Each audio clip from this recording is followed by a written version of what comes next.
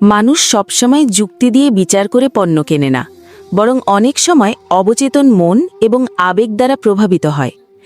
এক, আবেগ বনাম যুক্তি। মানুষ সাধারণত মনে করে তারা খুব চিন্তাভাবনা করে যৌক্তিকভাবে কেনাকাটা করছে, কিন্তু আসলে বেশিরভাগ ক্ষেত্রেই আমরা আবেগের বশে কোনো পণ্য পছন্দ করি এবং পরে সেটাকে যুক্তি দিয়ে সঠিক প্রমাণ করার চেষ্টা করি। 2, সামাজিক প্রভাব, সোশ্যাল প্রুফ। আমরা যখন দেখি অন্য অনেক মানুষ কোনো নির্দিষ্ট পণ্য কিনছে বা পছন্দ করছে, তখন আমরাও সেটি কিনতে আগ্রহী হই। মানুষের অবচেতন মন মনে করে সবাই যদি এটা কেনে তবে নিশ্চয়ই এটা ভালো হবে। 3, সহজ সিদ্ধান্ত নেওয়ার প্রবণতা। মানুষের মস্তিষ্ক অনেক জটিল তথ্য পছন্দ করে না। যদি কোনো ব্র্যান্ড তাদের পণ্যের মেসেজ খুব সহজভাবে তুলে ধরে, তবে ক্রেতারা সেটি বেশি কেনেন।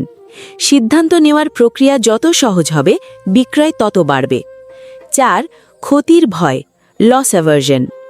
মানুষ কিছু পাওয়ার আনন্দের চেয়ে কোনো কিছু হারানোর ভয় বেশি পায়। যেমন, অফারটি শেষ হওয়ার আগে কিনুন বা স্টক সীমিত।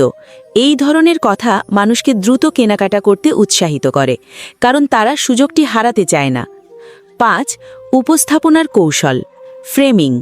একটি পণ্যের গুণাবলী কিভাবে বলা হচ্ছে তা খুব গুরুত্বপূর্ণ। উদাহরণস্বরূপ, এটি 99% জীবাণু ধ্বংস করে বললে মানুষ সেটি বেশি গ্রহণ করে, যদি বলা হতো এটি 1% জীবাণু ধ্বংস করতে পারে না, অথচ দুটি কথার একই অর্থ। ব্যবসায়ীরা যদি বুঝতে পারেন যে মানুষের মন কিভাবে কাজ করে, তবে তারা আরও কার্যকরভাবে পণ্য বিক্রি করতে পারবেন।